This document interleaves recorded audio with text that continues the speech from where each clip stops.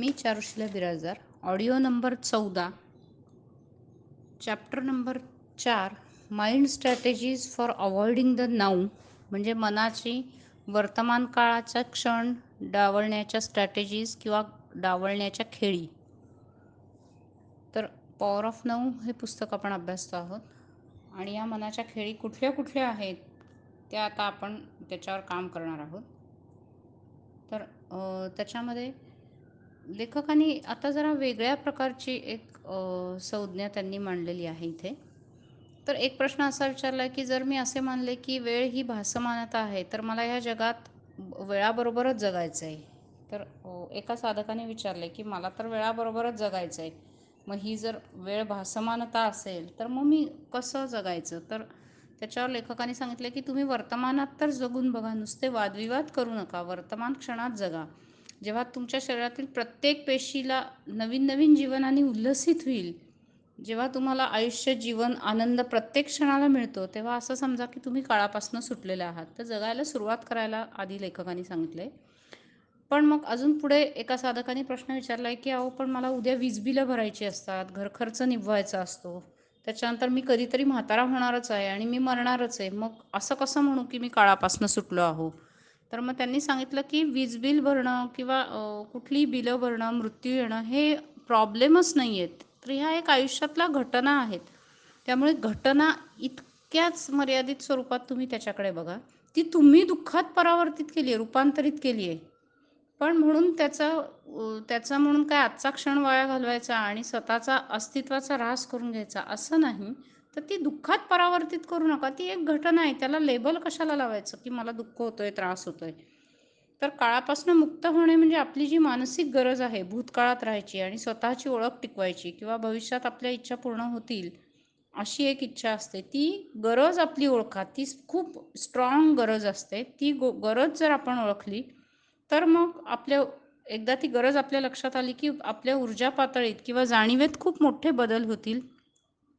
कधी कधी असं होतं की हा जो बदल आहे, हा खूप अचानक घडतो आणि कायमसाठी घडतो. आणि त्याच्यासाठी मला इथे तुलसीदासांचं उदाहरण अतिशय योग्य वाटतं की ते भर रात्री पावसात बायकोला भेटायला गेले आणि माहेरी गेली होती बायको. आणि मग त्या पत्नीला भेटताना तो एक दोर असा असतो आणि त्या दोराला ते चढून वर येतात आणि नंतर लक्षात येतं की तो साप होता. आणि मग त्यांची बायको अतिशय निर्भत्सना करते की तुम्ही मला एवढी धडपड करून भेटण्यापेक्षा देवाला जर भेटायला गेला असतात तर तुम्हाला मला भेटून काही मिळणार नाही, तिकडे देवाला भेटलात तर तुम्ही मुक्त व्हाल. तर हा एक क्षण वर्तमानाचा त्यांच्या जाणीवेत पूर्ण बदल घडवून आणतो आणि मग त्यांना जो तिथनं वैराग्य येतं, वैफल्य येतं, मग ते तिथून निघून जाऊन संन्यासीपणाने आयुष्य घालवून मग तुलसीदास आपल्याला माहिती आहे की किती प्रसिद्ध आहेत आणि त्यांनी किती सुंदर दोहे रचलेले आहेत. त्यामुळे हे कदाचित एका क्षणात पण घडू शकतं. तर यामध्ये कितीही काही दुःख असलं तरी त्यांनी सांगितले की पूर्णपणे शरणागती पत्करा, स्वीकार करा. आणि तुम्हाला एकदा हे स्वातंत्र्य किंवा मुक्ती दिसते, तेव्हा मग काय होतं, एखाद्या वेळेला कधीतरी आपल्याला अनुभव येतो की वाव किती छान वाटतंय, मी वर्तमान क्षणात आहे. हे एकदा तुम्हाला मुक्ती अगर स्वातंत्र्याची झलक मिळते. पण मग परत खूप वेळेला आपण काय करतो, परत भूतकाळात किंवा वर्तमान काळात रममाण होतो. तर हे जाणणे एकदा तुमच्या लक्षात आलं की अरे मी भूतकाळात आहे बरं का, मी वर्तमान काळात आहे, हे जाणलं ना तरी आपलं 50% काम होतं. आणि त्यांनी सांगितलं ऑथरने की हा तुमचा खूप मोठा विजय आहे की आपण ओळखू शकलोय की आत्ता आपण प्रेझेंट मुवमेंटमध्ये किंवा वर्तमान क्षणात नाही आहे. हे एवढं ओळखलं तरी 50% तुम्ही त्याच्यावर विजय मिळवलेला आहे मनावर. तर कदाचित त्यांनी सांगितलं सुरुवातीच्या काळात हा अगदी एक क्षण असेल, पण मग त्याची वारंवारता अजून अजून वाढते, काही दिवसांनी फ्रिक्वेन्सी वाढते. तुम्ही अजून अजून वर्तमान काळात राहायचा प्रयत्न करता आणि मग काही सेकंदाच्या ऐवजी फ्रिक्वेंटली तुम्ही राहायला लागता. तर दिवसातनं एकदाच समजा तुम्ही वर्तमान काळात राहिलाय एक 5 सेकंद, तर तुम्ही दुसऱ्या दिवशी वर्तमान काळात जास्त वेळ जास्त सेकंद राहू शकता. मग तिसऱ्या दिवशी कदाचित तुम्ही दिवसभरामध्ये 15 वेळा वर्तमान काळात राहिला असाल आणि 10 सेकंदाच्या ऐवजी 5 मिनिटं राहू शकला असाल. तर अशी ती व्याप्ती वाढत जाते. त्यामुळे तुम्ही वर्तमान क्षण वाया न घालवता जागरूक व्हा आणि ती जागरूकता आणि अजागरूकता ह्याच्यातला फरक ओळखा. जेव्हा तुम्ही वर्तमानात नसता त्यावेळी तुम्ही अजागरूक अवस्थेत असता. तर खूप वेळेला ऑन ऑफचा जो हा खेळ आहे तो बरेच दिवस चालतो. आणि मग नंतर नंतर मात्र तुम्ही कायमच वर्तमान काळात राहायला सुरुवात करता. आता खूप वेळ लोकांच्या बाबतीत असं आहे की त्यांनी वर्तमान क्षणाचा कधी अनुभवच घेतलेला नसतो आणि त्यांना ते समजतही नाही. तर त्यांनी सांगितलंय त्याला उपाय एकच आहे, परत वर्तमान काळात राहणे. पुढे ऑथरने असं सांगितलंय की जागरूकतेच्या अनेक निरनिराळ्या पातळ्यांवर मन फिरत असतं. तर त्यांनी अजागरूकतेच्या ज्या पातळ्या पुढे ऑथरनी विविध केल्या आहेत, त्याच्यामध्ये पहिली पातळी आहे त्याला त्यांनी वरवर अजागरूकता अशी नाव दिलेलं आहे. आणि दुसरी जी पातळी आहे ती खोल दडलेली अजागरूकता. तर या कुठल्या पातळ्या आहेत त्याचा आता आपण अभ्यास करूया. तर जसं आपण झोपतो, कधी स्वप्न पडतात आणि कधी स्वप्नरहित अवस्था असते. त्याप्रमाणे आपण व्यावहारिक जगात देखील वरवर अजागरूकता आणि खोलवर असलेली अजागरूकता यामध्ये स्थापित असतो. कधी आपण खोलवर अजागरूकतेत जातो, कधी आपण वरवर अजागरूकतेत राहतो. तर साधारण वरवरची अजागरूकता आता आपण अभ्यासायला घेऊया. तर आपण म्हणजे विचार असे मानणे म्हणजे वरवरची अजागरूकता आहे. आपण म्हणजे भावना आहे, आपण म्हणजे हाव, इच्छा आणि प्रतिक्रिया आहे असं मानणे म्हणजे वरवर अजागरूकता आहे. ही अवस्था सर्वांची सारखीच असते आणि या अवस्थेत आपण अहंकारी मनाने वागत असतो. तुमची स्वशी अजून ओळख झालेली नसते आणि या अवस्थेत आपण दुःखी नसतो, काही दुखतही नसतं, काही त्रासही नसतो, पण सतत बेचैनी जाणवते. म्हणजे तुमच्या हे लक्षात पण येणार नाही. जसं आपल्याला एसीमध्ये आवाज येत असतो, पण तो जो आवाज आहे, तो थांबला की लक्षात येतं की वाह! किती शांत वाटतंय. जोपर्यंत तो आवाज चालू असतो, तोपर्यंत आपल्याला वाटतं हे नॉर्मलच आहे. तर तसं ही जी बेचैनी आहे, ती आपल्याला वाटतं की हे नॉर्मलच आहे.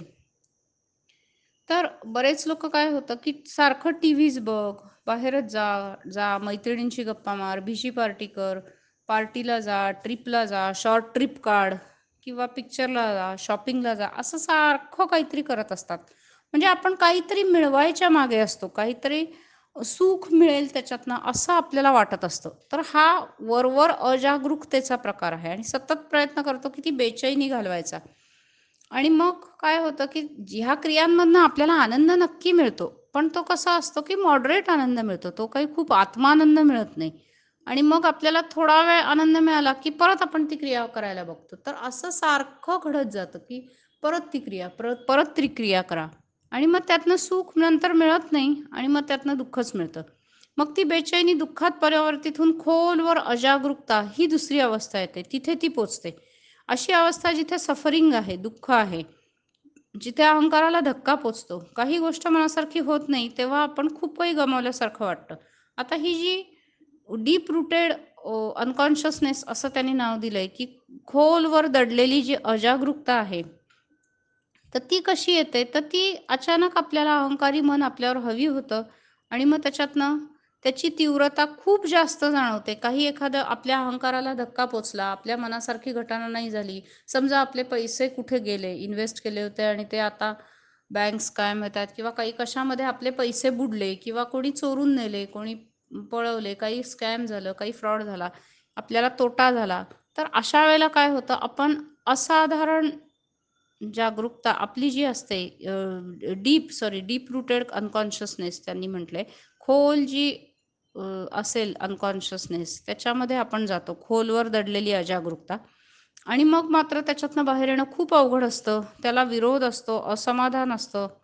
तरी हा विरोध काय होतं मग शेवटी प्रचंड नकारात्मकता आणतो. खूप भीती वाटते. मग निराशेच्या गर्तेत आपण फसत जातो आणि खोलवर रुजलेल्या अजागरूकतेमध्ये आपली पेन बॉडी ॲक्टिव्हेट होते किंवा कार्यान्वित होते. मग मारामारी आणि हिंसाचार होतात. तर जेव्हा आव्हानात्मक परिस्थिती आली आहे आयुष्यात येते, तेव्हा ज्यांची वरवर साधारण अजागरूकता असते, तो अजून खोलवर अजागरूकतेच्या गर्तेत फसत जातो आणि जो मनुष्य जागरूक असतो, तो जागृतच राहतो. तेव्हा तुम्ही आव्हानात्मक जेव्हा परिस्थिती येईल, ती तुमची परीक्षा घ्यायला येत असते. तुम्ही जागरूक होऊन, त्याचा उपयोग करून, जागरूक मन आपण जास्त आपण जागरूक होऊ शकतो, एवढंच म्हणता येईल. मग तुम्ही नॉर्मल परिस्थितीत जागरूक नसाल, तर खोलीत एकट्या असताना, छान वॉकला गेलात तर, एखाद्याचे बोलणे ऐकताना, ते तुम्ही तुमच्या मनापासून ऐका, जागरूक व्हा. ह्या साध्या-साध्या, छोट्या-छोट्या गोष्टीत जर आपण जागरूक नसू, तर मात्र वाईट परिस्थिती आल्यावर आपण जागरूक नक्की राहू शकणार नाहीये. आणि मग वाईट परिस्थितीत अवघड लोकांशी वागताना किंवा काही हरवले, काही लॉस झाला, तोटा झाला, तर मग तुमची प्रतिक्रिया कशी असेल? भीतीने युक्त असेल. तुम्ही खोल अजागरूक पातळीमध्ये जात राहाल आणि ही आव्हानं तुमच्या परीक्षा असतात, तेव्हा कृपा करून ही परिस्थिती अतिशय सुयोग्य पद्धतीने आपल्याला हाताळायची आहे. आणि आपण अजागरूक आहोत का जागरूक हे आपल्यालाही कळतं आणि लोकांनाही कळतं. त्यामुळे सावध राहा. आपण आता जागरूक आहोत का अजागरूक आहोत हे इतर सगळ्यांना कळणार आहे आणि त्यामुळे मग याच्यावरून आपली क्वालिटी किंवा गुणवत्ता, जाणीवेची गुणवत्ता सर्वांनाच कळणार आहे. तुम्ही ध्यानाला किती वेळ बसू शकता, तुम्हाला त्या ध्यानात दिसतात गोष्टी, या खऱ्या आहेत का भासमान आहेत, हे सगळं आपल्याला कळणार आहे. जेवढे वरवर जगात अजागरूक आपण, तेवढं दिसणाऱ्या गोष्टी या भासमान असतात. त्यामुळे तुमच्या आयुष्यात जास्तीत जास्त जागरूकता आणायची आहे. दैनंदिन जीवनात जेव्हा सर्व काही सुरळीत चालू आहे, तेव्हा आपण जर जागरूकता आणली, वर्तमान क्षणात राहिलो, तर मग एक ऊर्जा केंद्र आपल्याभोवती तयार होतं. त्याची स्पंदने खूप प्रभावी असतात आणि मग तिथे कुठल्याही प्रकारची अजागरूकता, नकारात्मकता या ऊर्जा क्षेत्रात प्रवेश करू शकत नाही. जसे उजेड आल्यावर अंधार राहत नाही, जेव्हा तुम्ही साक्षी भावनेने तुमच्या विचार भावनांकडे पाहता आणि वर्तमान क्षणात राहता, तेव्हा तुमची साधारण अजागरूकता तुमच्या लगेच लक्षात येईल आणि मग लगेच लक्षात आली की तुम्ही स्वतःच्याच कंपनीमध्ये अ, रममाण होऊ शकाल. जेव्हा असं लक्षात येतं की मी एकटा असताना अतिशय बेचैन आहे, हॅपी नाही आहे, आनंदी नाही आहे, मला आनंद, हलकेपणा वाटत नाही आहे, तेव्हा लक्षात घ्या की आपण अजागरूक आहोत. वैचारिक पातळीवर आपल्याला खूप मत बनवायची, जजमेंटल व्हायची, लोकांवर टीका करण्याची, असमाधान असतं, टीका करण्याची सवय असते. तर मनाचे खेळ जेव्हा दिसतील, तेव्हा तुम्ही वर्तमान काळात असणार नाही असं समजा.